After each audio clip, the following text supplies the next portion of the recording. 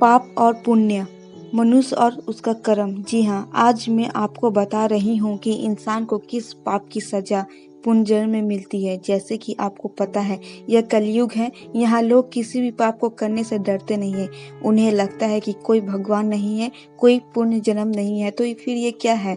मनुष्य अपना कर्म करते समय जरा भी नहीं घबराता है कि वो अच्छे कर्म कर रहा है या बुरे। जब उसे फल उस कर्म के मिलते हैं तो तब वो ईश्वर को कोसता है, हे भगवान ये मेरे साथ आप क्या कर रहे हैं। लेकिन वो कर्म करते समय जरा भी नहीं हिचकिचाता है।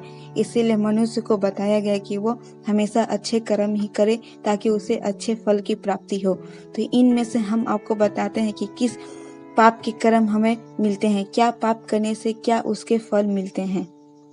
मृत्यु, जिस तरह मौत सच है वैसे ही पुनर्जन्म और कर्म भी है। इंसान पाप कर्म को करते वक्त यह भूल जाता है कि उसे इसकी भरपाई ना जाने अगले जन्म में कैसे मिलेगी। ऐसे ही कुछ पाप कर्म करने वाले लोगों के लिए यह वीडियो मैंने बनाया है, जो कि यह गरुड़ पुराण से लिया गया एकदम सच्चाई के तौर पे उतारा गया है। इसलिए इस वीडियो को देखने के बाद आप अपने कर्म पे ठहराव दें। अब जो भी कर्म करते हैं उसके बारे में 10 बार सोचें कि यह अच्छे कर्म है या बुरे, क्योंकि इसे हम जरूर भुगतना पड़ता है। इस जन्म में नहीं तो अगले जन्म में जरूर ही। तो ये वीडियो ध्यान से देखें, ये आप ही लोगों के लिए है। कर्म और उसका फल। जैसा कि सबको पता है, मौत के बाद आपको यमराज के साथ यमलोक में जाना पड़ता है। वो आपके अच्छे और बुरे कर्मों का हिसाब किताब होता है। उसके बाद आपको दूसरा जन्म या योनि दे जाती है। मगर अगर अपने इस काल में कोई बुरा काम किया है तो समझे जाए कि आपका अगला जन्म कैसा होगा। अगर कोई व्यक्ति इस जन्म में झूठी गवाही देता है तो उसको अगले जन्म में गूंगे के रूप में पैदा होना पड़ता है। कई बार लोग लोभ में आकर किसी गुनाह को झूठी गवाही देकर उसे सजा दिलवा देते हैं और उन्हें लगता है जैसे उनका अपराध छुप गया है, मगर ऐसा नहीं होता है। आप इस जन्म में मैं तो अपने आप को बचा लोगे, मगर अगले जन्म में आप क्या बनोगे यह देख लेना। आप अगले जन्म में जरूर से जरूर गूंगा ही बनेंगे। यह गरुड़ पुराण में साफ तौर पे बताई गई है। भले ही सबको कड़वी लगे ये बात, लेकिन ये एकदम 100% सही है। जो इंसान अपने पिछले जन्म में झूठी गवाही देकर किसी निर्दोष को सजा दिलवाता है, वो अपने अगले जन्म में एक गूंगे के रूप में जन्म लेता है और तड़प कर अपनी जिंदगी बिता देता है। बलात्कारी, जो अपने स्वास्थ्य के लिए किसी औरत या लड़की का बलात्कार करता है, उसके शरीर के साथ खिलवाड़ करता है और समाज में उसे तिल तिल कर मरने के लिए छोड़ देता है। ऐसे मनुष्य के अगले जन्म में उस इंसान का क्या हाल होने वाला है यह आपको बताने की जरूरत ही नहीं है। ये आप खुद ही समझ सकते हैं कि ऐसे कर्म करने वाले को क्या सजा देती है। भले ही कानून ना दे, लेकिन भगवान के हाथ से वो कतई नहीं बच सकता है। वो इंसान अगले जन्म में एक नपुंसक हिजड़ा बन के जन्म लेता है। जो व्यक्ति अगले जन्म में किसी लड़की का बलात्कार करता है, वो अपने अगले जन्म में एक नपुंसक हिजड़ा होता है। साथ में उसे ना ही चैन से जीने मिलता है और ना ही मरने।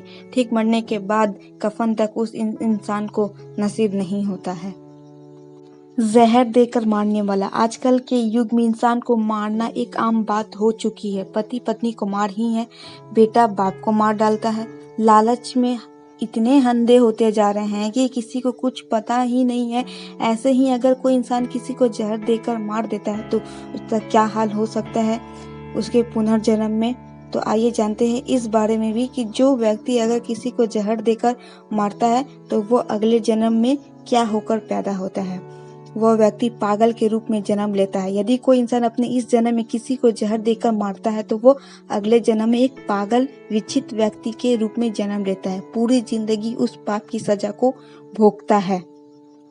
गाय या जीव हत्या करने वाला व्यक्ति, जो इंसान अपने इस जन्म में गाय या किसी भी जीव की हत्या करता है तो वह अपने अगले जन्म में कौड़ी या कुष्ठ रोगी के रूप में पैदा लेता है। जो भी व्यक्ति इस कार्य को अंजाम देता है उसे कौड़ी या कुष्ठ रोग के रूप में जन्म लेना ही पड़ता है। वो अपने अगले जन्म में एक कौड़ी या कुष्ठ रोगी के रूप में जन्म लेता है और उसका शरीर सड़ता गलता रहता है। इसी के रूप में वह पूरा जीवन व्यतीत करता है और अपना दुखों का बोझा अपने जीवन काल में ढोता ही रहता है। बड़ों की आदर ना करने वाला। ऐसे ही जो इंसान अपने इस जन्म में अपने से बड़ों का आदर नहीं करते, उनका कहना नहीं मानते हैं, तो वो अगले जन्म में एक हाथी के रूप में जन्म लेकर निर्जन वन में घूमते रहते हैं। इसीलिए कहा गया है, दोस्त कर्मों से डरे। इंसान को हमेशा अपने कर्म से डरना चाहिए, या ना समझे कि आपको कोई नहीं देख रहा है। आप जो भी अच्छा और बुरा कर्म करते हैं, उसका लेखा जोखा भगवान के पास हमेशा रहता है। उसका फल तब मिलता है जब आपकी मृत्यु होती है, या फिर उसके इस जन्म में ही भोगना पड़ता है। तो अपने कर्म पे निडर रहें। आप क्या करते हैं उसे 10 बार सोचें और अच्छे कर्म को ही अंजाम दें। तो इस वीडियो में बस इतना ही। मिलते हैं एक नए वीडियो में। ये वीडियो आपको कैसे लगी आप कमेंट करके ज़रूर बताइएगा। और ये मत सोचिएगा कि यह फेक है। आपको अगर विश्वास नहीं है तो आप ज़रूर पुराण पढ़ के देख सकते हैं। वीडियो देखने के लिए धन्यवाद।